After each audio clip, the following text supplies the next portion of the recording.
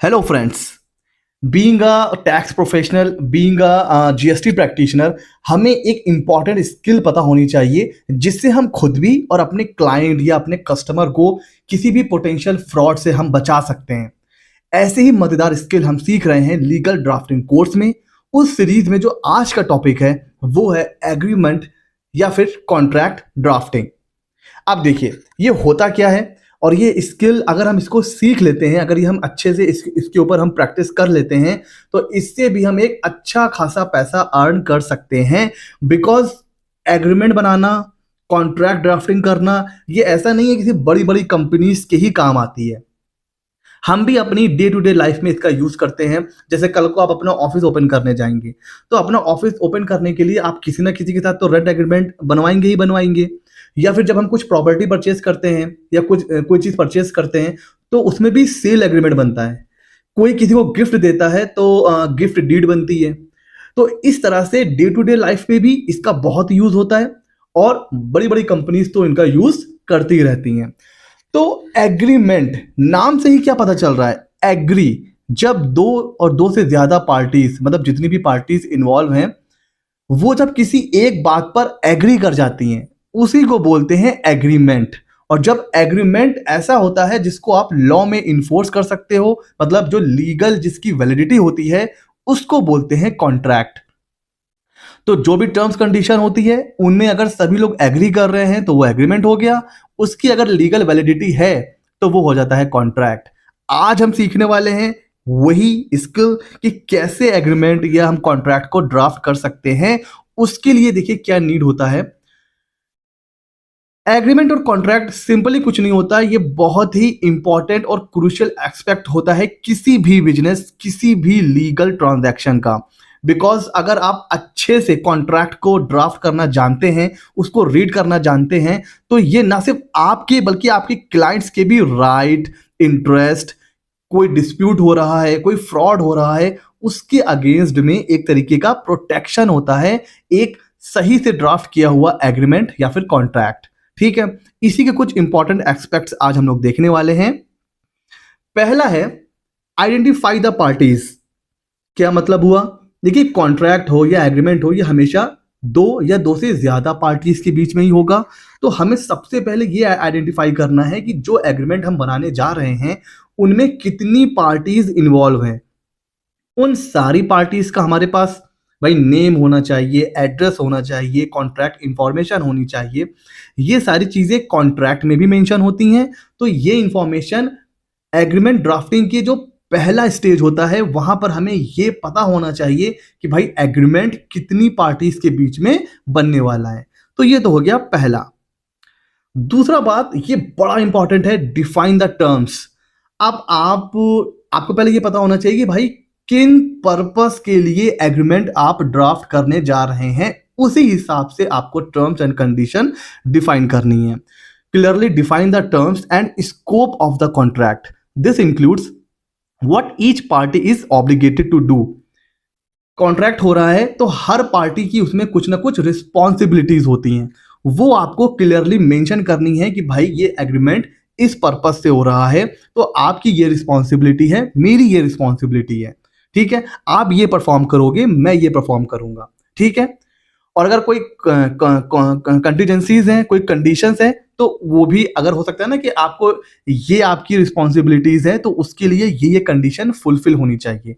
तो ये सारी चीजें आपको क्लियरली डिफाइन करनी है, क्लियरली आपको एक रफ में उसको लिख लेना है। ठीक है, जिस भी पार्टी के लिए आप कॉन्ट्रैक्ट बना रहे हो तो आपको उसके साथ बैठ के उसका पर्पस समझना है, उनके टर्म्स समझने हैं, उसको लीगल ड्राफ्टिंग से पहले एक रफ में आपको क्या करना है, लिख लेना है। ठीक है, हर पार्टी की रिस्पॉन्सिबिलिटीज, हर पार्टी किन किन चीजों के लिए रिस्पॉन्सिबल है, ये हो जाएगा अपना दूसरा स्टेप। तीसरा स्टेप होता है कंसीडर द लैंग्वेज। अब आप देखो क्या होता है, हम जब इंश्योरेंस कंपनीज के केस में ये बहुत काम आता है। अब इंश्योरेंस कंपनीज बड़े बड़े वादे, बड़े बड़े सपने दिखाती हैं कि ये हो जाएगा तो हम आपको इतने पैसे देंगे, वो हो जाएगा इतने पैसे मिल जाएंगे। जब वो मिस हैपनिंग होती है और जब कोई क्लेम करने के लिए जाता है इंश्योरेंस कंपनी के पास तो पता चलता है सर उसमें एक कंडीशन थी कि अगर ऐसा होगा ना तो हम आपको 1 रुपया नहीं देंगे। फिर जब आप टर्म्स कंडीशन पढ़ते हो तो आप कहते हो अरे हाँ, या फिर आपने उसका मतलब कुछ और समझा है, लेकिन जब आप जाते हो इंश्योरेंस कंपनी के पास तो वो उसका कोई और ही मतलब निकाल के आपको बताती है और कहती है कि सर आपका क्लेम जो है वो पास नहीं हो पाएगा। तो मैं आपको बताऊं, सामने वाला पर्सन आपके साथ फ्रॉड कर रहा है या नहीं फ्रॉड कर रहा है, ये आप कॉन्ट्रैक्ट की जो लैंग्वेज है ना उसको पढ़ के ही बता सकते हो। बिकॉज कॉन्ट्रैक्ट ड्राफ्टिंग के लिए सबसे जो इंपॉर्टेंट चीज है वो है use clear concise language that accurately reflects the intent of the party. भाई कहना क्या चाहते हो, क्या कहना चाहते हो आप, आपके राइट्स क्या हैं, सामने वाली पार्टी के क्या राइट्स हैं, उनकी क्या रिस्पॉन्सिबिलिटीज हैं, ये क्लियरली लिखी होनी चाहिए। अवॉइड यूजिंग ओवर टेक्निकल और लीगल लैंग्वेज। अब आप कभी कभी देखो ना, आपके पास कॉन्ट्रैक्ट आता है उसमें कुछ ज्यादा ही लीगल लैंग्वेज होती है जो एक नॉन लॉयर्स के लिए समझना बहुत कंफ्यूजिंग होता है। तो हमेशा देखिए, कॉन्ट्रैक्ट ऐसा तो है नहीं कि लॉयर के बीच में हो रहा है। कॉन्ट्रैक्ट तो भाई जो लेमैन होता है, जो कॉमन पर्सन होता है, उनके बीच में होता है। तो जो उसका जो वर्ड्स आप यूज करेंगे, ठीक है, उसके लिए जो आप टर्म्स यूज करेंगे वो बहुत सिंपल होना चाहिए, बहुत कंसाइज, एकदम कम शब्दों में ज्यादा बातें। तो अगर आपके पास कॉन्ट्रैक्ट आए या कभी सपोज आप कल को जा रहे हो और रेंट एग्रीमेंट आप वो बना के आपको दे रहा है और वो कह रहा है इसको पढ़ लेना, और आप ये देख रहे हो कि यार इसका क्या मतलब है, इसका क्या मतलब है, अब आप समझ जाना सामने वाले बंदे के मन में कुछ ना कुछ चोर है। वो आपको कभी ना कभी आपके साथ चीट कर सकता है। आप बहुत ध्यान से पढ़ना एग्रीमेंट और कॉन्ट्रैक्ट। बिकॉज अगर लैंग्वेज इजी है, सब लोग समझ सकते हैं, तब तो बढ़िया है। कुछ ज्यादा ही टेक्निकल लैंग्वेज है तो वहां पर डाउट होना चाहिए। तो अगर आप ड्राफ्ट कर रहे हैं एग्रीमेंट तो आपकी रिस्पॉन्सिबिलिटी ये बनती है कि आप एकदम सिंपल वर्ड यूज करेंगे, एकदम सिंपल लैंग्वेज। उसके बाद जो चौथा है वो बड़ा इंपॉर्टेंट और बहुत ही ज्यादा इंटरेस्टिंग है, इंक्लूड इंपॉर्टेंट प्रोविजंस।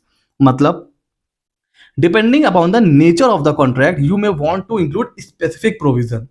हो सकता है कि आपका कोई ऐसा एग्रीमेंट हो, आप उसमें कोई स्पेसिफिक प्रोविजन ऐड करना चाहते हो कि भाई इतने टाइम में आपको ये काम करना है, अगर आपने एक महीने में नहीं किया तो आप मेरे को 1 लाख रुपए कॉम्पनसेशन दोगे, डिले कॉम्पनसेशन दोगे।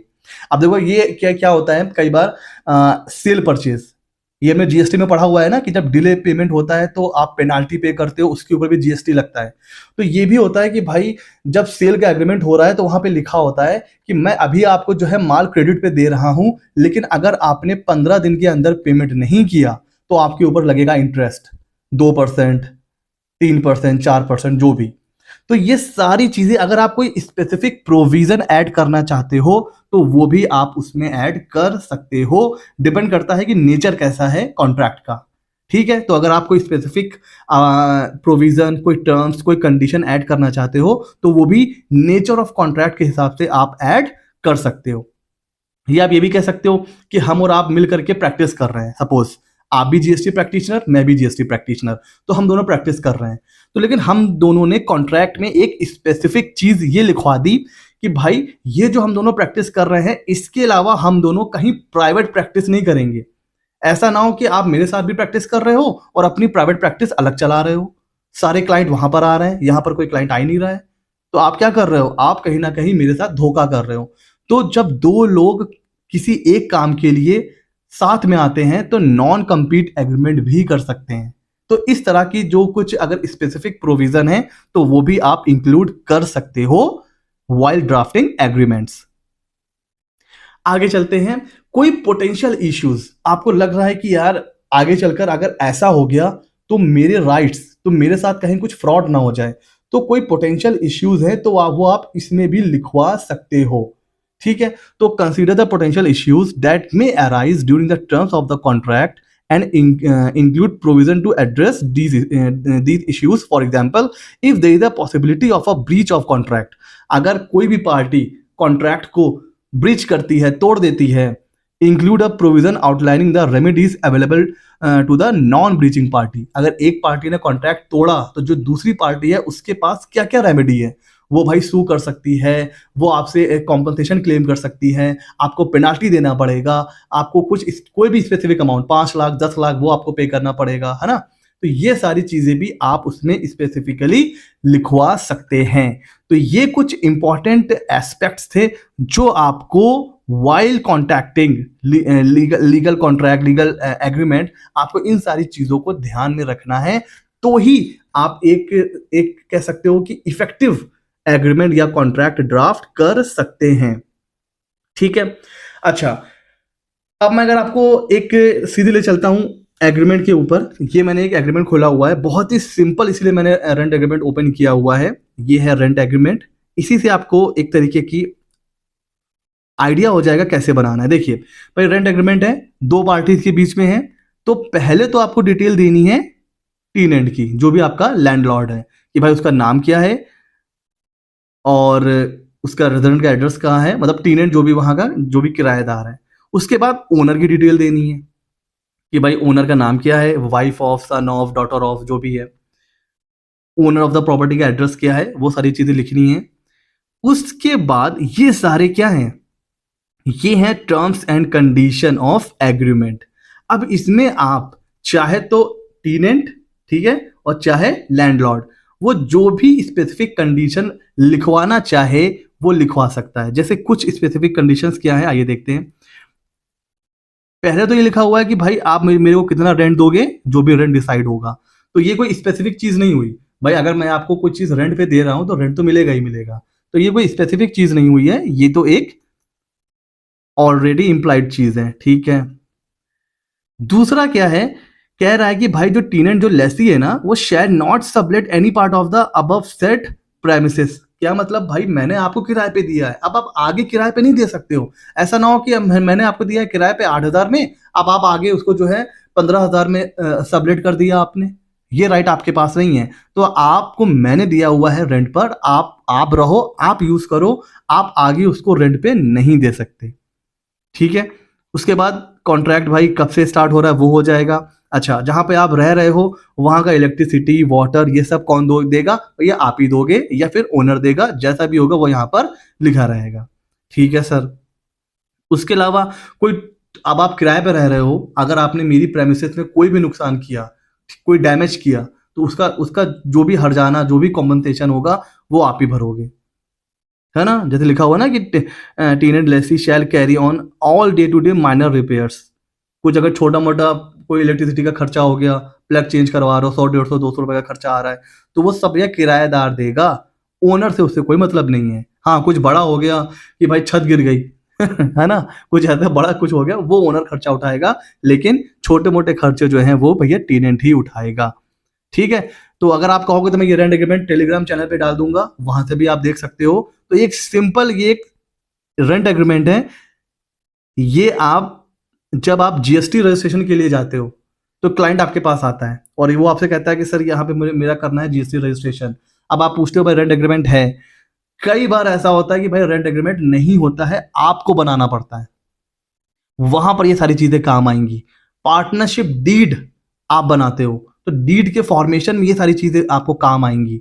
इसके अलावा कॉन्ट्रैक्ट ड्राफ्टिंग एक ऐसी स्किल है जिसको सीखकर आप अपनी अर्निंग को बढ़ा सकते हैं। आज मैं आपको एक और अर्निंग की अपॉर्चुनिटी देने वाला हूं। अभी तक आप जीएसटी रजिस्ट्रेशन कर रहे हो, रिटर्न फाइलिंग कर रहे हो, लेकिन अगर आपने अपना हाथ स्ट्रॉन्ग कर लिया एग्रीमेंट ड्राफ्टिंग, कॉन्ट्रैक्ट ड्राफ्टिंग, तो आपके पोर्टफोलियो में एक और चीज ऐड हो जाएगी। अब आप अपने क्लाइंट्स इस फील्ड में भी ढूंढ सकते हैं जिनको नीड होती है सेलर एग्रीमेंट बनवाने की, डेवलपमेंट एग्रीमेंट होता है, बिल्डर एग्रीमेंट होता है ना, सेल कॉन्ट्रैक्ट होते हैं, जॉइंट वेंचर के एग्रीमेंट होते हैं, रेंट एग्रीमेंट तो हमारा डे टू डे उसमें काम आता ही आता है। कोई सेलर कॉम्पनसेशन का एग्रीमेंट होता है कि भाई अगर आपने टाइम पे नहीं दिया तो आपको ये मतलब इंटरेस्ट लग जाएगा, पेनाल्टी लग जाएगी, है ना। तो इस तरह के आपको कई एग्रीमेंट आपको मतलब आप बनाओगे डे टू डे, जब आप देखोगे, जब आप प्रैक्टिस करोगे, तो आपको ऐसे क्लाइंट्स मिलेंगे जिनको ये सारे एग्रीमेंट्स बनवाने के लिए किसी ना किसी प्रोफेशनल की नीड रहती है। ये एग्रीमेंट्स आप बना सकते हो। ठीक है, उसके बाद डिपेंड करता है भाई, 100 रुपए के स्टैम्प पेपर पे निकलवा के साइन करवा लो। बिना साइन के कोई भी एग्रीमेंट क्या है, एक कोरा कागज। तो बिना साइन के तो किसी भी एग्रीमेंट या कॉन्ट्रैक्ट की कोई भी वैलिडिटी नहीं है। इसके अलावा भी इससे रिलेटेड कोई क्वेरी है तो आप मेरा टेलीग्राम चैनल ज्वाइन कर सकते हैं, लिंक डिस्क्रिप्शन में है, वहां पर अगर मैं नहीं रिप्लाई करता हूं तो मेरे बहुत से फ्रेंड्स हैं जो वहां पर रिप्लाई कर देते हैं। ये बहुत अच्छा, एक बहुत बड़ा प्लेटफॉर्म है जहां पर आप अपनी प्रॉब्लम को डिस्कस कर सकते हैं। तो टेलीग्राम चैनल जरूर ज्वाइन कीजिए।